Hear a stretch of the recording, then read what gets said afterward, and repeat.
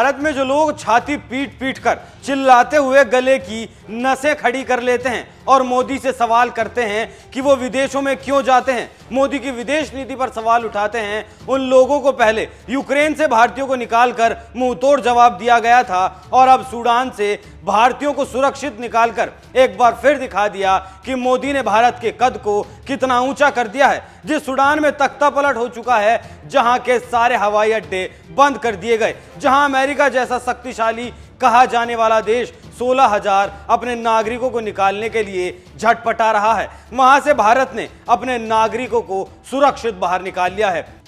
और इस काम में मददगार साबित हुआ है सऊदी अरब। कैसे सऊदी अरब ने मोदी को ईद का तोहफा दिया है, बताऊंगा आपको इस रिपोर्ट में। नमस्कार, एनएमएफ न्यूज देख रहे हैं आप, मैं हूं आपके साथ अभिषेक पुंडीर। सूडान में फंसे भारतीय नागरिकों की मदद के लिए सऊदी अरब आगे आया है और उसने दिखाया कि असल में मदद किसे कहते हैं, असल में दोस्ती किसे कहा जाता है। सऊदी ने अपने नागरिकों, राजनयिकों के साथ साथ भारत समेत कई और देशों के लोगों को भी सूडान से निकाला है। सूडानी सेना ने 22 अप्रैल को बताया कि देश के मेन हवाई अड्डे बंद होने के बीच वो अमेरिका, ब्रिटेन, चीन और फ्रांस के राजनयिकों को सैन्य विमानों के जरिए सूडान से बाहर निकालने की कोशिश कर रहा है। आपको पता होगा, इस अफ्रीकी देश में इस वक्त खूनी संघर्ष अपने दूसरे हफ्ते में पहुंच चुका है। हालांकि ईद के मौके पर 3 दिन के युद्ध विराम की बात कही गई थी। सूडानी थलसेना ने बताया था, उसके प्रमुख जनरल अब्दुल फतह बुरहान ने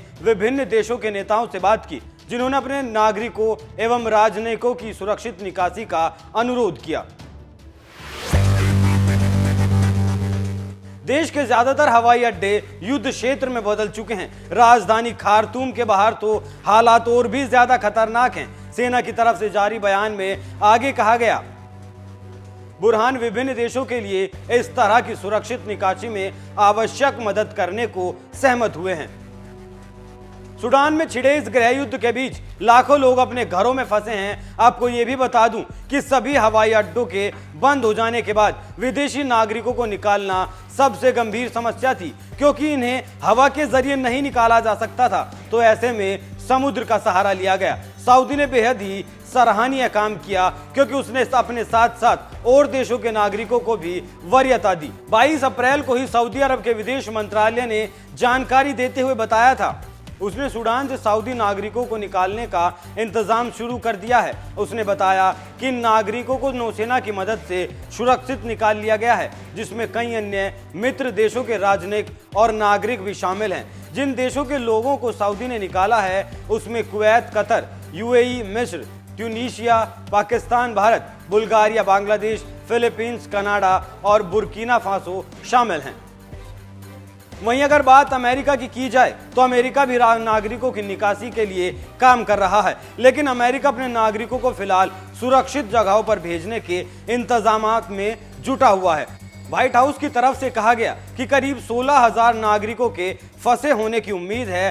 अंत में आपको यह भी जान लेना जरूरी है कि आखिर सूडान के हालात इतने खराब कैसे हुए, जिसमें अब तक 400 लोगों के मारे जाने की खबर है। तो आपको बता दूं कि सूडान की राजधानी खार्तूम और देश के बाकी इलाकों में 2 हफ्तों से ज्यादा हो गए हिंसा रुकने का नाम नहीं ले रही। दरअसल सूडान में इस वक्त जो हिंसा जारी है, उसकी नींव 2019 में पड़ चुकी थी। उस वक्त देश में ओमार अल बशीर की सरकार हुआ करती थी और वो सूडान के राष्ट्रपति थे, लेकिन इसी दौरान लोगों ने ओमार अल बशीर को पद से हटाने के लिए प्रदर्शन किया। सेना ने इसमें दखल देते हुए तख्ता पलट कर दिया और राष्ट्रपति को पद से खदेड़ दिया गया।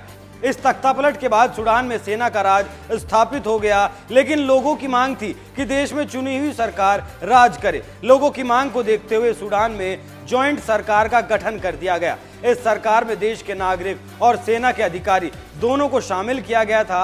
हालांकि सूडान के आम नागरिकों और सेना के अधिकारियों ने मिलकर बनी जॉइंट सरकार भी ज्यादा दिन नहीं चल पाई। साल 2021 में एक बार फिर से सेना ने तख्ता पलट करते हुए कमान संभाल ली।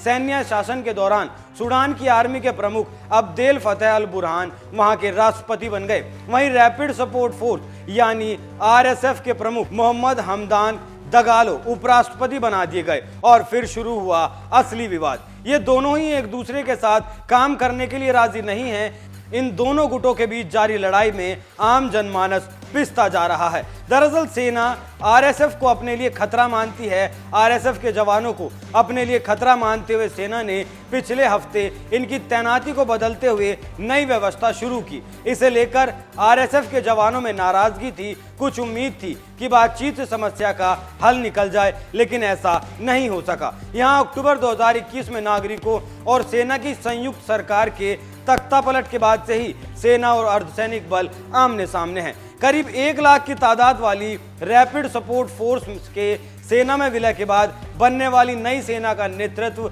कौन करेगा, इस पर सहमति नहीं बन पाई, क्योंकि दोनों चाहते थे कि वो मेन पावर अपने हाथ में रखें। आरएसएफ प्रमुख का कहना है सेना के सभी ठिकानों पर कब्जा होने तक उनकी लड़ाई चलती रहेगी। वहीं सेना ने बातचीत की किसी संभावना को नकारते हुए कहा अर्धसैनिक बल आरएसएफ के भंग होने तक उनकी कार्रवाई जारी रहेगी। हालांकि जनरल बुरहान ने पहले कहा था कि प्रस्तावित नागरिक सरकार में एकीकृत सेना का नेतृत्व कौन करेगा। इस विवाद को सुलझाने के लिए वो अपने डिप्टी यानी जनरल हेमेदिति से बात करने को तैयार हैं, लेकिन बात नहीं हो सकी।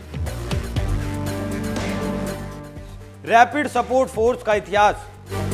आरएसएफ का गठन 2013 में हुआ था। सेना से अलग इतने मजबूत सुरक्षा बल का होना सूडान की अस्थिरता की वजह माना जाता है। इसकी उत्पत्ति कुख्यात जंजावीद विद्रोही संगठन के रूप में हुई थी। इसने दारफुर में विद्रोहियों के खिलाफ क्रूरता से लड़ाई लड़ी थी। उस दौरान इन पर बड़े पैमाने पर नरजातीय हिंसा करने का आरोप लगा था। जनरल दगालो ने तब से अब तक एक शक्तिशाली सुरक्षा संगठन तैयार कर लिया है। इसने यमन और लीबिया के संघर्षों में भी दखल दिया। सूडान में सोने की कई खान नियंत्रित करने के साथ उन्होंने अच्छा खासा आर्थिक साम्राज्य भी देश में बना लिया है। आरएसएफ पर मानवाधिकारों के हनन का आरोप भी अक्सर लगता रहता है। इस पर जून 2019 में 120 से ज्यादा प्रदर्शनकारियों को मारने का भी आरोप है। दरअसल सारी रार की जड़ सोना है, क्योंकि पूरे अफ्रीकी महाद्वीप में सबसे बड़ा सोने का भंडार सूडान में ही है। सरकारी आंकड़ों के मुताबिक सिर्फ 2022 में ही सूडान ने 41.8 टन सोने के निर्यात से करीब 2.5 अरब डॉलर की कमाई की थी। सूडान संकट के बारे में बारीक जानकारी रखने वाले एक्सपर्ट्स बताते हैं आर्थिक संकट से जूझ रहे देश के लिए सोने की खदानें ही आय का मुख्य स्रोत हैं, और इस संघर्ष के समय ये रणनीतिक रूप से अहम हो गई। उनके मुताबिक लंबे समय से ये आरएसएफ का प्रमुख वित्तीय स्रोत रहा है और सेना इसे संदेह से देखती है। मतलब यहां सेना को लगता है कि आरएसएफ सोना बेचकर ज्यादा पैसा कमा रही है, जो सेना के हाथ नहीं लग पा रहा है। विश्लेषकों का आगे कहना है कि अब यहां अगर शांति कायम करनी है तो अंतर्राष्ट्रीय दबाव को बढ़ाना पड़ेगा, क्योंकि दोनों गुटों के पास सेनाई ताकत मौजूद हैं और दोनों में से कोई भी अपनी जीत को मुकम्मल नहीं कर सकता। इसलिए जितने दिन ये संघर्ष चलेगा, लोगों के हताहत होने की खबरें ज्यादा आएंगी और इससे अलग और कुछ वहां नहीं होने वाला। इसलिए जब अंतर्राष्ट्रीय दबाव बढ़ेगा तभी दोनों गुट बातचीत की मेज पर आ सकते हैं। खैर 2 हफ्तों से ज्यादा हो चुके हैं दोनों गुटों को लड़ते हुए, लेकिन अब विराम लगा देना चाहिए, क्योंकि आज का युग युद्ध का युग नहीं है। लेकिन भारत के लिए अच्छी खबर यह है कि उसके नागरिक सुरक्षित वापस आ गए हैं। वैसे आप इस मोदी पावर पर क्या राय रखते हैं, हमें कमेंट करके जरूर बताएं। नमस्कार।